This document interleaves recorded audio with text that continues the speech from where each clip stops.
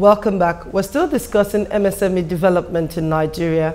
Thank you for joining us. Thank you very much. So SMEDAN secured a grant to understudy the 23 industrial centers across the nation. Can you bring us up to speed as to that study and what you're doing so far? I think we must first of all thank the African Development Bank for providing us with a grant to study the viabilities of the 23 IDCs. As we are aware, we have 23 IDCs cutting across the country, and these 23 IDCs were in a very sorry state. Most of the structures are dilapidated, most of the machines are obsolete, and in some places the conditions of the IDC is really, really bad. And these IDCs were established from the span of 1990 up to the 1980s. So, and these IDCs, as I said, are in bad shape. So we've taken the grant from African Development Bank to study the viabilities of those IDCs. The essence of the study is to study and see how viable those IDCs can be and how we can combat those IDCs to a better use.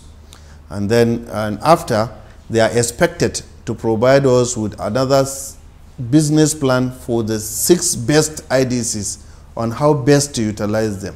And the essence of doing that is to see how we can convert those IDCs into enterprise clusters, which can be a mono clusters in some places. And we are looking at products in those locations which have comparative and competitive advantages.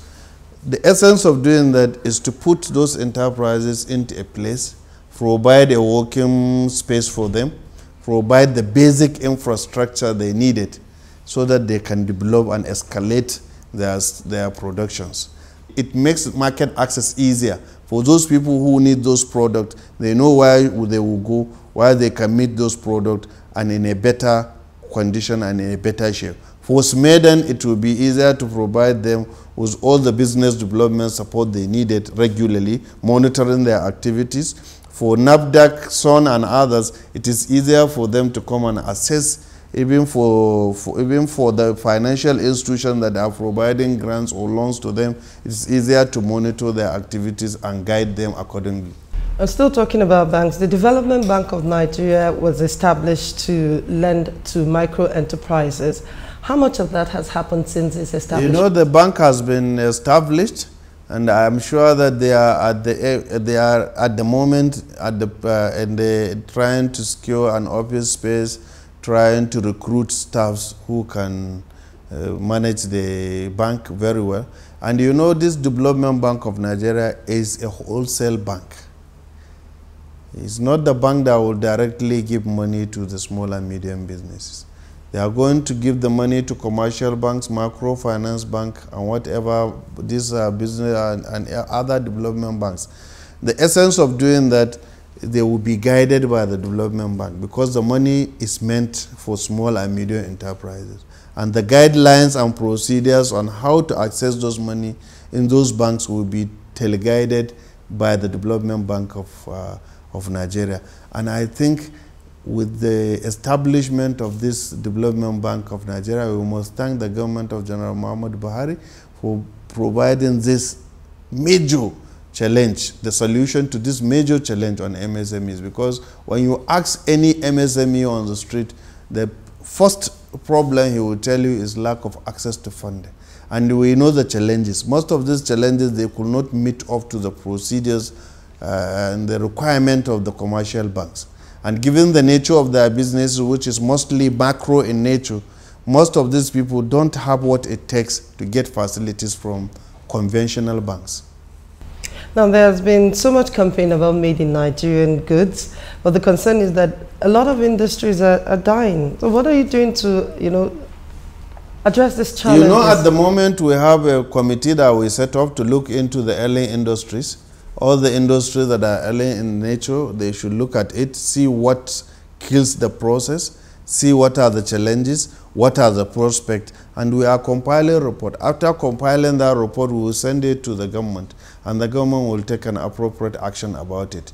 But the most important thing, this campaign for Made in Nigerian Good is a very, very good thing for the development of MSME in the country, because we should be able to use what we produce, we should be able to eat what we produce, we should be able to eat what we produce as a nation. And if we don't like what we do, then whom do we expect to like what we do? And it is very good thing, but there is need for certain encouragement to be given. And there is need for certain policies by government to make it mandatory on use of made in Nigerian goods. First of all, we should make it, we should have a policy on all public officials of government. They should seem to be using made in Nigerian goods in terms of clothes, in terms of what they eat, in terms of what they provide in their offices, in terms of their office furnitures and what have you. And we should also make it a law in this country that certain percentage of procurement law must provide for local content. And this local content should not be less than 50% in terms of employment, in terms of production, in terms of supply, and whatever, because this is the only thing that we will do to help this government. And I must appreciate what the Federal Ministry of Works done this year when they did their procurement process. They made it a duty when they are building these houses in each state that the doors, the iron, everything they use must be made in Nigerian good. And this is a good, these are the things the government will do to encourage production. And it is when we do that, the economy will develop. And we don't expect anybody to do that for us. We need these certain laws in place for us to achieve what we want to achieve and help in the development of the MSME subsector in the country. Alhaji Diko Rada, thank you for joining us. Thank you very much. It's my pleasure.